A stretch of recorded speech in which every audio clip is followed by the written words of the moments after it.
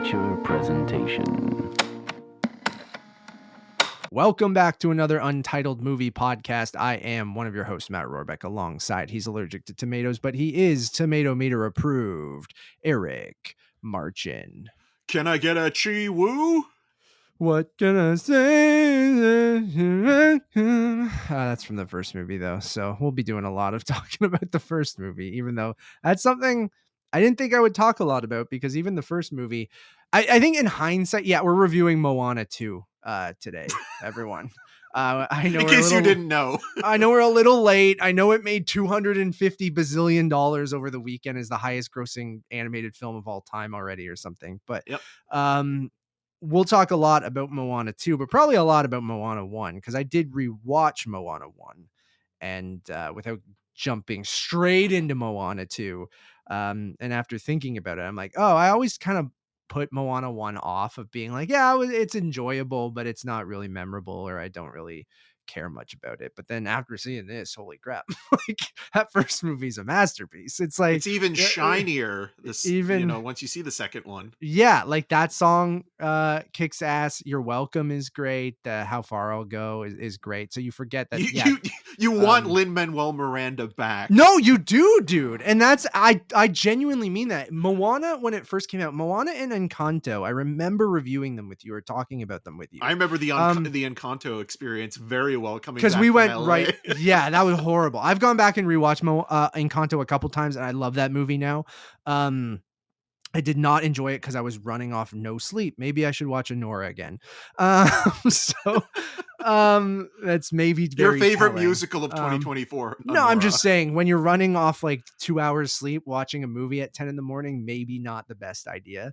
Yeah. Or being up all night. So Moana 1, you forget, and you do miss Lin-Manuel Miranda, because at that time with Moana and Encanto, and he was, the Hamilton era of he was ubiquitous but overexposed. Yes. in the way that, like, when somebody becomes popular for Hamilton or whatever they've done, they become a commodity, in the industry, and everybody wants to put them in everything in order to see what will stick. And a lot of times it doesn't work, and then you feel like you've seen too much of them. And we've talked a lot about that with actors, right? With Pedro Pascal recently, sure. With Chris Pratt in the past. It's sometimes it's too much of a good thing, and Lin-Manuel Miranda is very talented, obviously, and Tick Tick Boom is great. But it even felt like, when we were watching like Brooklyn, Nine-Nine, when he showed up, it's like, okay, like, how, like, he doesn't need to be everywhere. And he was. And at that time, I was like, I've had enough of this man. He needs to go away for a little while. Now he's gone away for a little while. He did put out that Warriors concept album. I don't know if you've listened to that, Eric. I haven't, no. Come out and play. After seeing Moana 2, We're like, sorry, oh, man, I do want to apologize. I do miss you. And even the last couple Disney animated films, because you had Wish. It was Wish, right? Yep. Yeah. Which also they didn't use your classic, they just used I forget who did the music there, but it was just like a pop star, right? Or a pop singer. Yeah, it was all, well, I mean, it was all, that movie in general was just regurgitated because it was celebrating an anniversary for Disney. So, like, it was trying to be both, but even then, it's Julia Michaels who did a lot of the music, but you're not bringing in, that classic kind of Broadway musical feel that a lot of Disney they did animation. the same thing here, Matt. They did the same thing here with Bear and Barlow, or Barlow and Bear. Is that who did the music here? And then Abigail Barlow and Emily Bear, who are known for like a non-trademark musical version of Bridgerton. Like a fan version of that musical. Like, they made a musical version of it. Okay. I had no idea. So, but that does it does track. That does track, right? Because I think when you're not, I think one of the things, and I know it's not a princess movie, we know they make a joke about it in the movie, but that classic Disney animation musical feel that always, and Lin-Manuel Miranda's not necessarily your classic, Broadway style, his sound is different, but it's someone who obviously that is their bread and butter. So when you bring in people who are musicians and songwriters, yes, they're great at writing music, but when you kind of put their music together and hash it together into a musical, especially even in an animated form. And I think this movie shows that and Wish within the first, 20 minutes, half hour, I was like, oof, the music is just not hitting in this movie at all. And this is not working. And I felt the same in Moana too. So, I mean, we can jump right into it. And I don't know if this will be a super long one. And obviously it doesn't matter because it's making $1 bazillion. So our opinions literally mean nothing. My quick And thoughts on the children love movie. mediocrity. Let's just be real. I mean, I'm we sound like assholes. That is true. We liked a lot of shitty kids movies as a kid too. I Definitely. still watch a lot of shitty kids movies that I'm nostalgic for from when I was a kid. Home Alone got bad reviews when it came out. And like, The critics were wrong in that case. these movies that are iconic for our childhood, Ninja Turtles got horrible reviews, I'm pretty sure. And like a bunch of these Super Mario Brothers, which I love. Maybe is a bad movie, but whatever. I don't care. This movie, again, a sequel that we probably didn't need, kind of Frankenstein version of this because it originally was going to be a Disney Plus show that they condensed and worked on to make the animation probably a little bit higher quality, and then kind of took all these kind of subplots, and you kind of feel that throughout the movie. And I think its biggest crime is that the music's just not catchy, not really entertaining. The one rock musical number is terrible. It's terrible. And Matt, you could say, because it's coming from a demigod, it's god awful. Yeah, demigod awful, man. And I just found myself completely stoic and apathetic watching it. It reminded me of those direct-to-video sequels we got in the 90s and 2000s for, that age of Disney that we grew up with in the 90s. Yet it's gorgeously animated because it's a theatrically animated movie. But I hate when people go, well, it's beautiful to look at. It was like 2024. Every animated movie should be beautiful to look at if it's made by Disney. Moratorium on that as a positive, and moratorium, we've mentioned this as well. When people say with musical biopics, well, the music is great. Well, fucking duh. Yeah. So that stuff I just throw at the window of being like, yes, it is. It's gorgeous. It's a gorgeous movie. But and here another thing which we're gonna rant on too is like, I go, is this a bad movie or is it just a kid's movie? Sometimes those things can both be true, and in this case, I think that is true. But ultimately, I go, okay, I am not the target audience for this movie. This movie is made to distract your children for, I'm getting 100 minutes, whether at home at Disney Plus or to the seemingly hundreds of thousands of people that are going to this theater to see this for a couple hours as you bring them to the theater.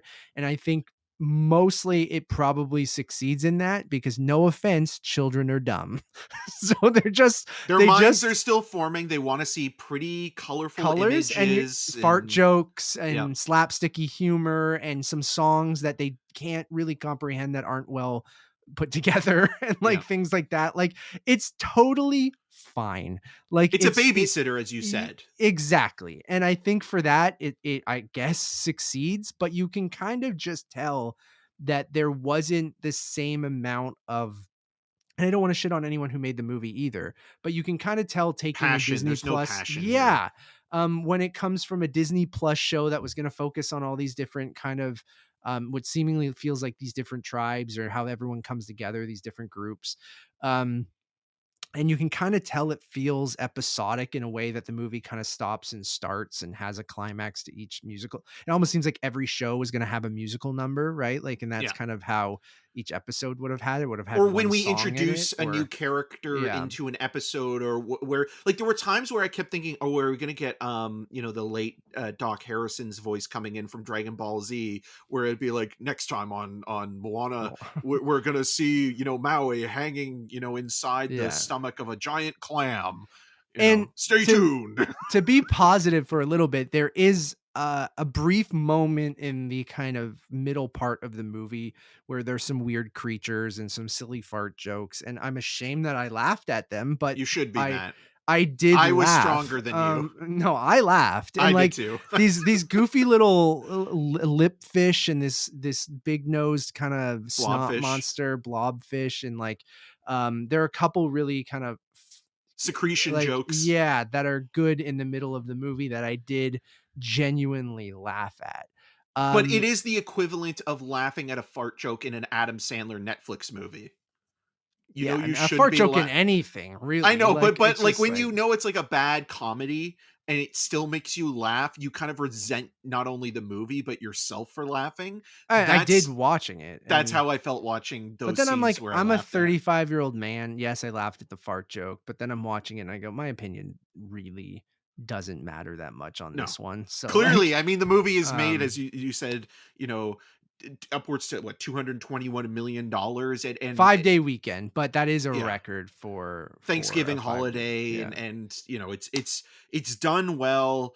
You know, parents are probably happy that they get 90 to 100 minutes in terms of a respite. But yeah, narratively, like this is no Mulholland Drive in terms of taking a TV show and turning it sure, into a movie. Um, this does feel belabored and uninspired to the point where you're mapping out this adventure.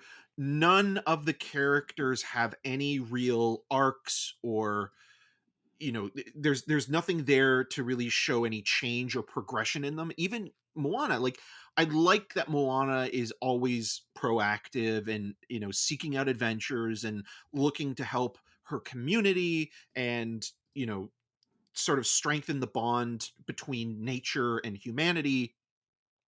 But her character in this feels one note. There's no obstacle she can't overcome. There's no internal conflict with her. There's no kind of like development past, oh well, we have to defeat this, Galactus, Fantastic fart Four, cloud. Rise of the Silver Surfer, cloud demon god thing, and you know create, bring back this island checkpoint where the other islanders can reconnect. There's nothing there in terms of like her having any kind of real arc or storyline that kind of further develops her as a character. It's all as one Yeah. note as that performance by Auliʻi, Cravalho. And so when you're watching it, it's fine, I guess. It's there. And I think what makes it frustrating or rude is that at least with the direct to video movies, they never felt like they were intrusive in you watching them. Like you had to watch them because they were advertised to you. It's like you came to them like if you were walking by them in a video store and saw Aladdin 2 and 3, or the Little Mermaid sequel, or the prequels to the Lion King. Like they were there if you wanted them, but they weren't like in your face about it. Mhm. um and I almost feel like maybe the meaning of this, in terms of making this, well, cynically speaking, if I'm looking at it, it's to make money, right? Like, how can we make more Sure. money? Well, let's make it a movie first and then release it in theaters, and more people will go and see it theatrically, even if there is a sort of, the population I think has been trained now to know that, like, if you have the streaming service, you can wait. But also, like, well, how can we make more money off of this that's not just directly through streaming? We'll make it into a movie. That is very cynical. That is very disingenuous. I can also see them maybe arguing for the point that, well, Toy Story 2 was going to be a direct to Yeah. video movie, and we saved that film, And it's and look how amazing. that Yeah. did. Well, let me tell you something. Moana 2 is not fucking Toy Story 2. I know. I And know. and that's where it's like it's a waste of time for press, in the sense of, you got to give us something here, like But anything. do they? Do they? Because Oh, they it's don't, kind of obviously.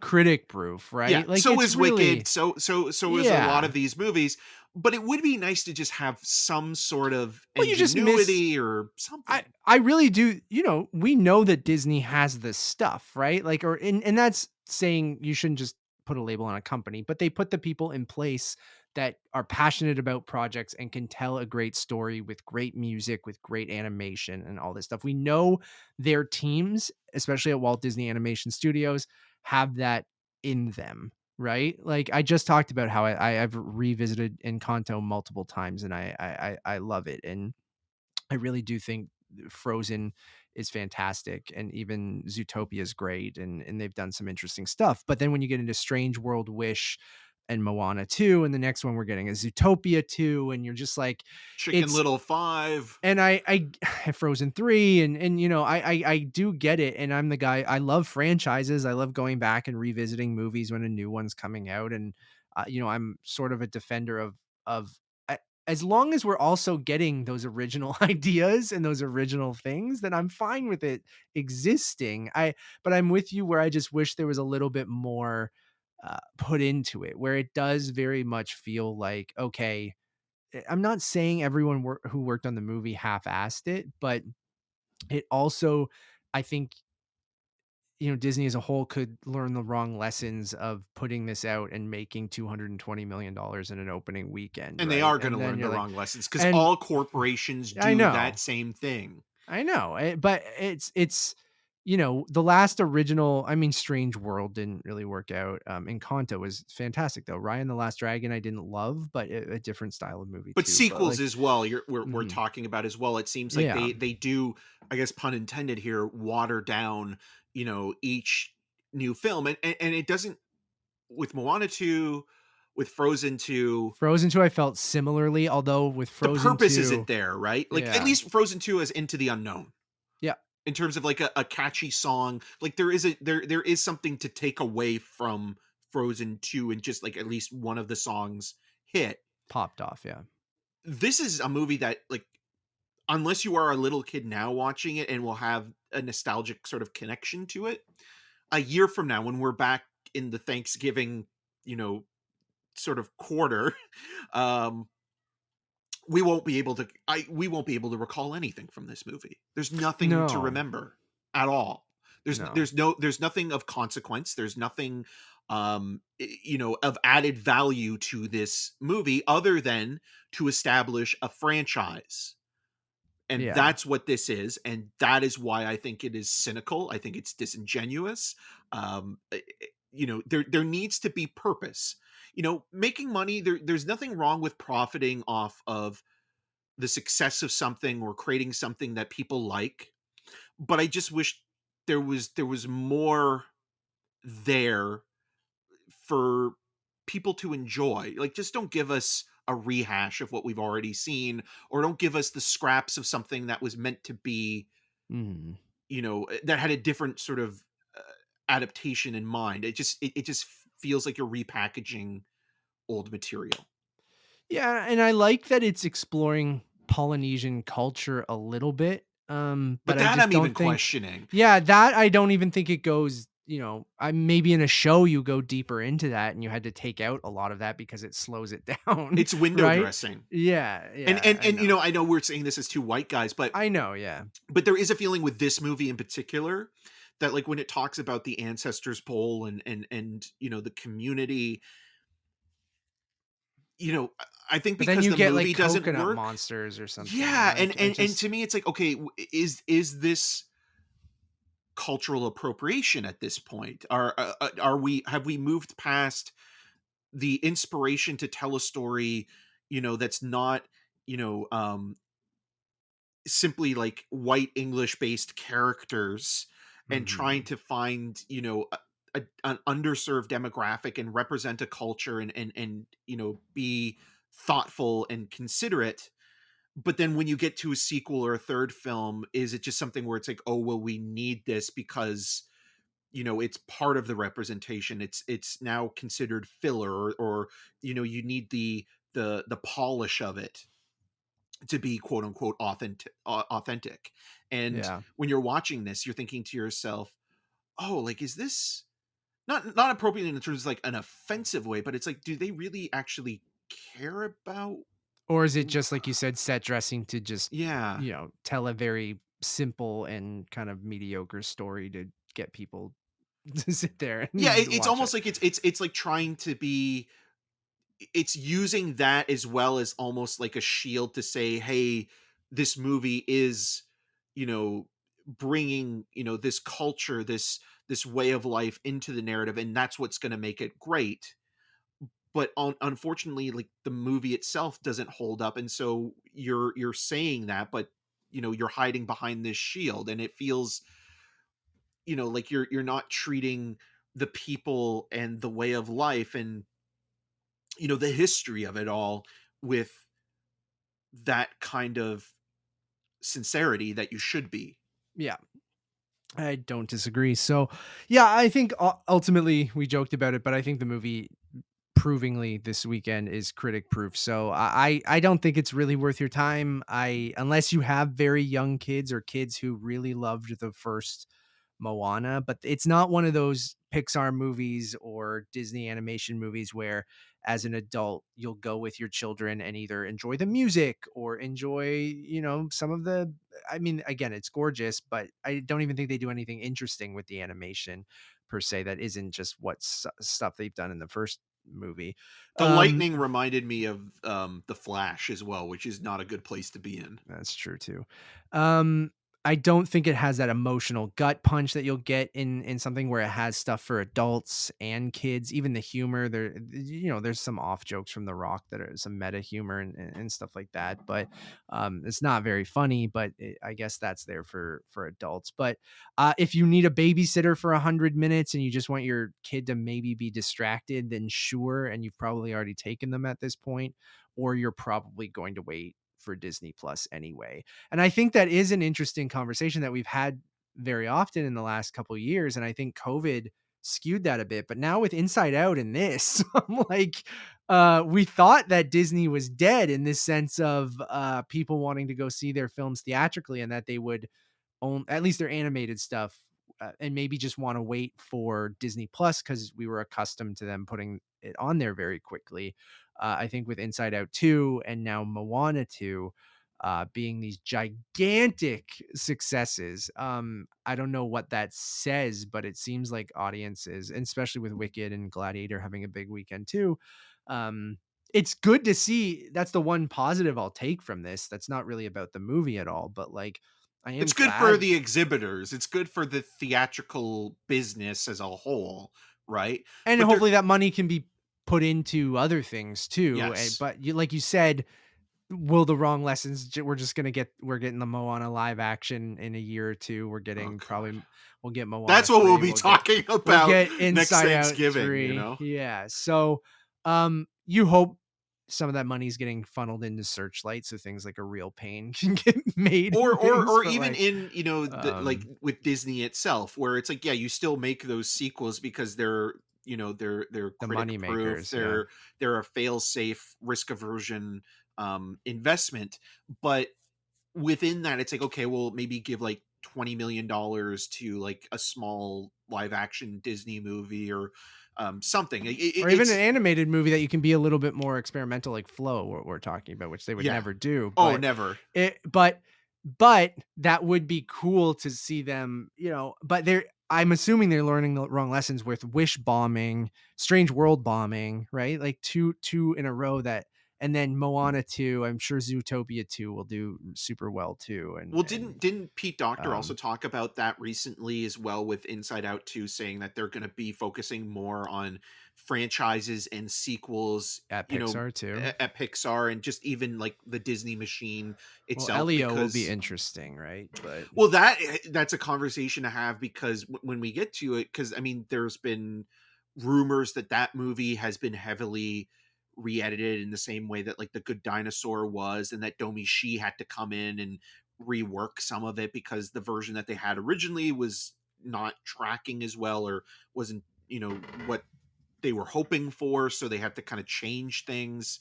um so who knows with that, like, and if like that fails, that also gives them the incentive of being like, okay, well, now we're making Toy Story 5 through 7, and by the time we get to Cars 36, it's just like, what are we doing here? But going back to the Walt Disney Animation side of things, and even just Disney animation in general, I because you mentioned the princess aspect of it, do you think that the Disney romance has left these films? because in this movie you think like there's a character, a historian that almost might play to be like a love interest down the line, but it never goes there. Like Frozen isn't a story about romance really. um do you think like Disney could? I don't think you need it. I No, no, think no, no, I there's know a that, place but for it. do you think But like Disney will ever make a great romantic film again, in the sense of like Beauty and the Beast or something like that? would that be their last one? I'm going back and trying to look. Princess and the Frog, I think you have a little bit of that. I mean, you kind of make your characters frogs for the whole movie, which so there's some problems there. Yeah. Um, I think Beauty and the Beast probably might be the last. I mean, Hercules and Mulan all and Tarzan all have elements of that too. That whole '90s era, Hunchback, Pocahontas, Aladdin, Beauty and the Beast. Yeah, you know what? I think we will. I have this. I really think in the next 10 years we're gonna get another 2D animated Disney film. I really do think that, just even if it's a pure nostalgia play. Um, I think why I guess is I know the Tiana show is coming out on Disney Plus.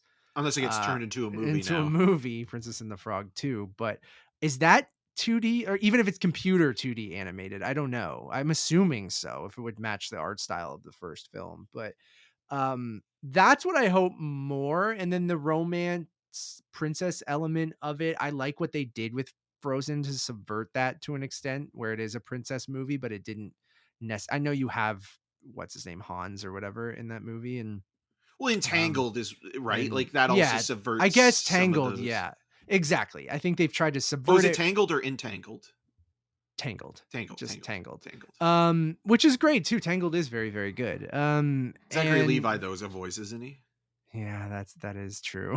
That is true. Um, so I really do think that we'll get more of a class. Like, I think that's what they were trying to do with Wish, and then that didn't really work. So I think they'll try that again, um, and do a 2D animated film, and Yeah. hopefully it doesn't bomb. I But think with Wish they were so um, focused on representing the studio's 100th anniversary that they were trying to jam pack it as well with so many references and homages to the history of Disney that maybe they lost sight of like, what story are you telling here?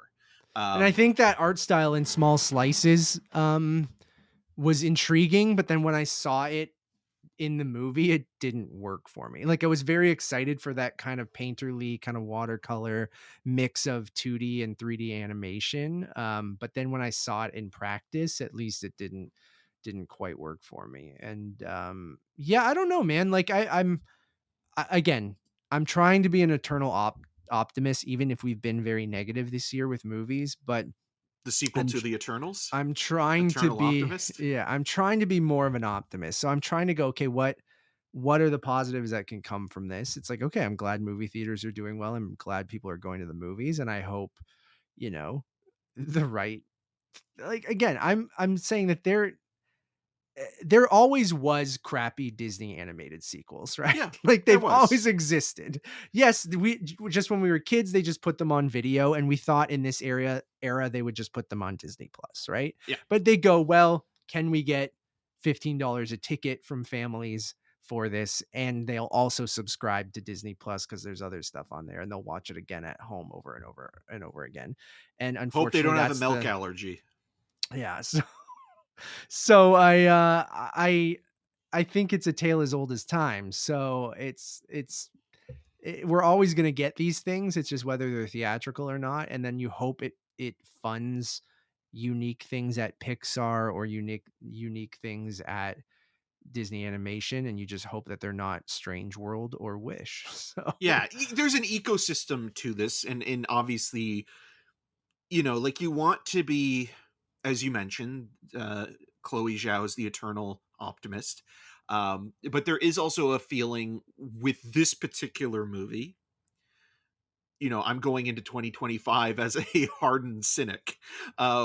Just where the world is going, I think, as well, is I've gotten to a point where optimism is a thing that is harder to come by, and I think that the true. world has literally shit on itself to the point where it's like, well, The first Trump era for me, just to be blunt about it, was that. And I think yeah, leading into COVID, I became very cynical. And then coming out of COVID and having a mental breakdown, I'm like, all right, after this mental breakdown, I need to just try to push optimism and try to be with friends and go out more and try to focus less on the negative. And I think even with us reviewing stuff, like I try not to really be hyperbolic and post negative things. Sometimes it's fun to poke the bear and just be silly and play a character online with your friends and family and stuff like that. But for the most part, I'm like, if you need to hear my honest review, positive or negative, listen to this show. I don't yeah, necessarily need to just spew negativity all the time. If you want to listen to the negativity, I'll give you my honest review of things. But I try to go and see the positives in things. And this, there's very few of them, but um, I go, well, all right. There were a lot of crappy kids movies. There was a lot of crappy Disney. It's not giving them a pass or anything. no. It's just, And it's all nostalgia unfortunately, too, right? Like I yeah, think we have a fondness even for the crap that we did watch, and we watched a lot of crap as kids. Um so like it's just the only thing that's different is the era, is the time, right? You yeah. know, like you're still going to get these movies 20 years from now. We got them 20 years before, you And know, they we all had to be original properties at one point, right? yeah. You're not going to get Well, you're not I going to mean, like start a, even the films that we really love, and when Disney had its kind of like sort of new renaissance from they Little were just Mermaid, taking old stories. they I were get it. taking old stories, but at least at that point they hadn't animated those stories before, and it felt There's got to be one of those fresh. that they haven't done yet, I'm like an sure there's old tons children's. of great And I classic think literature that could be going adapted. and I think that could be interesting, right? Give me that again. Find a story that, yes, maybe has been told a million times, or is a children's book, or is an old story in the public domain, or something like that. But like, how we got those adaptations, but the Disney way, turning them into these Broadway musicals, or things like that, or just finding these older stories and telling an animated version of them, I think could be really fun to get back to that too, even though if you want to go with something that's familiar but still fresh or something like that. But Yeah, but for the live action Moana movie, I know it's almost 10 years since the first film, but the regurgitation of animated to live action movies has been mostly unsuccessful, and just in terms of creativity, like not finances, I've but given up, dude, and I don't give up on much, and I'm an apologist to Disney for a lot of things, but it does feel a little bit, again, cynical with with Moana, because it's just so fresh still. Snow Like, White, I get. A movie's almost 100 years old, but yes, I like, well, I get most of the stuff, like even from the 80s and the early 90s, because we've had enough time to distance ourselves. what is that time period? 20 Yeah, years, 30 yeah. years? Like if we get an announcement, which we will at some point, for Frozen, Frozen or yeah. Encanto live Well, action you're movies. surprised Frozen hasn't happened because that was pre Moana. So you're getting a live action Moana before you're getting a live action Frozen. Yeah. So live action Frozen's right around the corner, Oh, it's right? happening, baby. Well, actually, I guess it's really. I mean, they keep pumping these things out, and we're going. We said this would be a short review, but we always do this thing where we analyze the industry and companies and stuff like that after Yeah. we're done the movie. But I think what's going to be interesting, I guess, is they've all done well enough. I'm sure Little Mermaid did super well. I don't even remember, but You like, didn't even see Little Mermaid. I That's how no, much you've given up. I have, dude. On the live action stuff, I think Aladdin was the tipping point for Guy me. Ritchie killed Well, it for yeah, you. which he usually does. There's a guy that I don't really like. There's a So, guy. um, with the Disney live action things, and I'm a completionist. I'm a Disney fan. I go to their theme. We just did a whole episode on how much I like going to their theme parks and stuff like that. But um, with the live action stuff, especially the stuff that is mostly a shot for shot remake, I just like, again, Mufasa, I'm intrigued by because of Barry Jenkins and Barry Jenkins alone. And Barry and Jenkins making all um that sweet money and so I'm he can go fine make with a that. Searchlight film I'm fine afterwards. with that. I'm fine with that. I'm excited for it. I'm open to it because it's even though it's, familiar territory, at least it's a new story. It's something, at least it's not just the same thing. Snow White, everything I've seen from it, does nothing for me. I actually, And we've also gotten a lot of Snow White stories outside of Disney in the last decade as well, right? With both Snow White and the Huntsman and that prequel, and then also, Tarsem Singh's Mirror Mirror. So it does feel like it's interesting because out of the animated movies that we haven't gotten live action versions of yet are, I think one of my favorites, that I don't want a live action version of it, but maybe it will at some point, but maybe it'll be a Disney Plus film, the way that Lady and the Tramp was. Is something like never saw that either. The Great Mouse Detective is one that hasn't been adapted yet into live action, not announced yet either.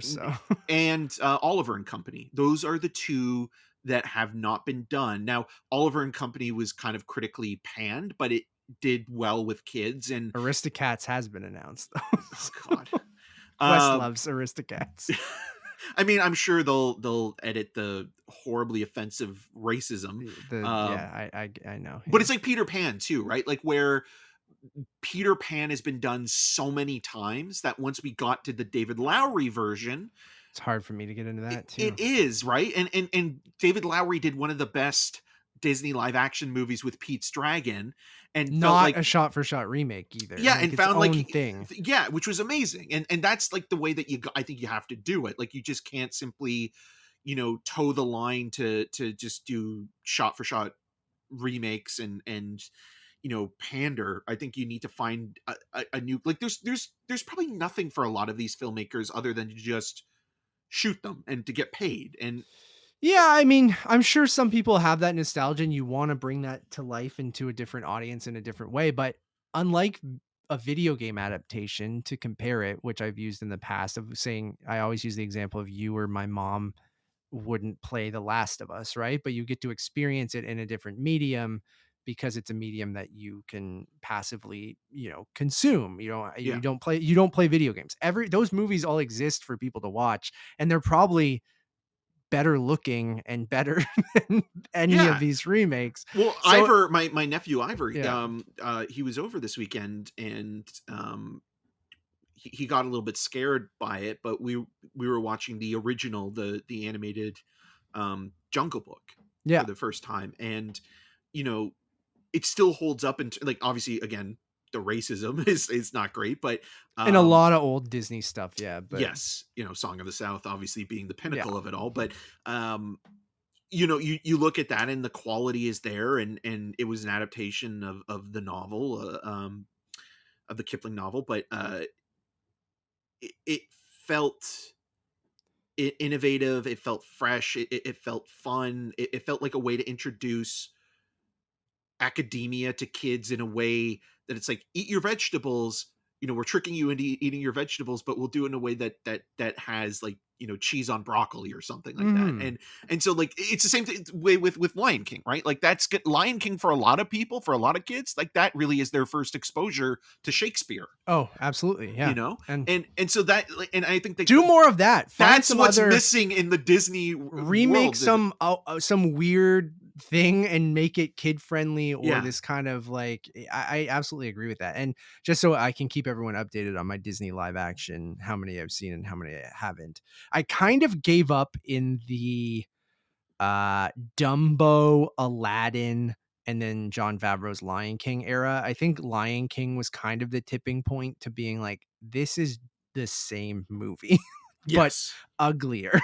Like it's just uglier and worse musical performances, and it's just like I didn't see a point in them. So I did not watch Maleficent 2. I did not watch Lady and the Tramp, but then I came back for Mulan and Cruella, and that was during the time of the pandemic, where I think Cruella also has elements where it is a prequel, but it's from the perspective of the villain. I think it's a better version of Wicked.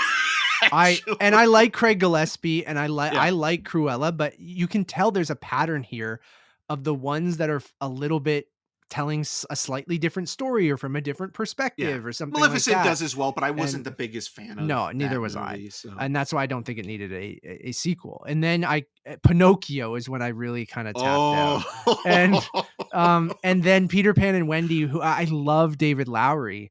I just pirates also haven't always been my thing. So but you Peter like the Pan was pirate never. movies, the Pirates of the I Caribbean do, stuff. but I didn't when I first watched them. My wife really loves them, and I've come around on them too.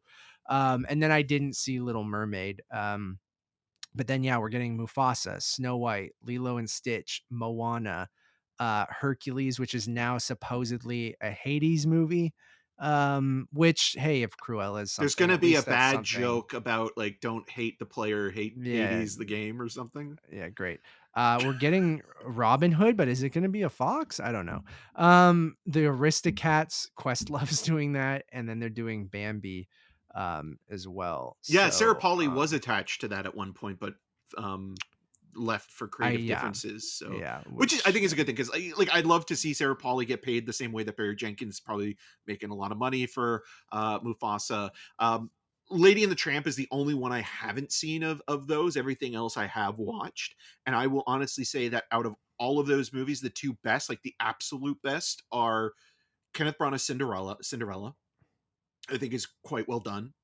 And then Pete's Dragon is the one movie out of all of this that I'm happy exists. Like if we had to sit through, all of this other garbage, and I think maybe because also now we're in the age of AI and questioning things, like all of this looks AI generated, a lot of it. Like it does have this quality that it feels like it's synthetic. the It's Snow White artificially. trailer for sure, dude. Yeah. And you can tell they just upped the saturation too after all the Wicked, like probably Can we get this more complaints and stuff like backlit? that. Yeah, no one's asking that, but But that's the um, thing, right? Because it's like you remove the craftsmanship of um these movies, even in the 2D ones, because like in the 2D movies, that like these artists will literally have either carpal tunnel syndrome or arthritis in their old age because they spent 100 hours animating and painstakingly rendering making cells and yeah, for like Bagheera to just like smile, yeah, and that like you appreciate that because you can feel it as much as you see it. This yeah. era of Disney animation and live action, it feels like, yeah, technology in post-production is a great tool, but Disney, I think, is the number one offender when it comes to relying too heavily on it On as special effects, on yeah. special effects, and also just not treating the post-production people great, and like Marvel as well when it comes to this stuff where like you can't. I think setting a deadline really hurts It these does, films. yeah. If And they didn't needing set a deadline and just said we're making this movie, we don't know when it's coming out, but it's in the process, you give everyone as much time as they need, maybe the quality would be a little bit better. I mean, look at people still sharing. You just mentioned Pirates of the Caribbean, but like the special effects from that movie, for is it Barbosa? Is that who I'm thinking of? Who's the Yeah, squid dude? Jeffrey. Yeah, Oh yeah. no, you're thinking of No, Davy Jones, right? Davy Bill, Jones. Sorry, yeah, Bill thank you. Nighy. Again, I like the movies, but they're way more Nevis's thing than me. But yeah, Davy Jones, that still holds up. I think much like Jurassic Park to me, where you share that 20, 30 years later, Gore and Verbinski, baby, he it knew. still looks great. And just to wrap things up, I know we've kind of gone on a live action tangent because Moana, the live action movie, is coming out with The Rock. Can't wait for him to sing in live yeah. action, the live action realm. Yeah. So for me, it really depends on what filmmakers involved in the live action movies too, because like, when you see, oh, it's Rob Marshall doing Little Mermaid, I'm like, don't need that. Zemeckis doing Pinocchio. I watched it because it was on Disney Plus, but I'm like, and the Robert Zemeckis of today is yeah. not the Robert Zemeckis who made Who Framed Roger Rabbit. But then when you go, oh, Craig Gillespie's doing Cruella, I'm like, intriguing. I want to see that, right? And then David Lowery doing Peter Pan is what made me turn it on. It's that same conversation we had with Robert Eggers with like, why is he doing Nosferatu when it's been done so many times? Yeah. And you're like, okay, well, what's David Lowery's take on this. Exactly. Barry Jenkins with Mufasa. I'm only interested because it's Barry Jenkins. Then you get to Snow White and you're like, it's Mark Webb.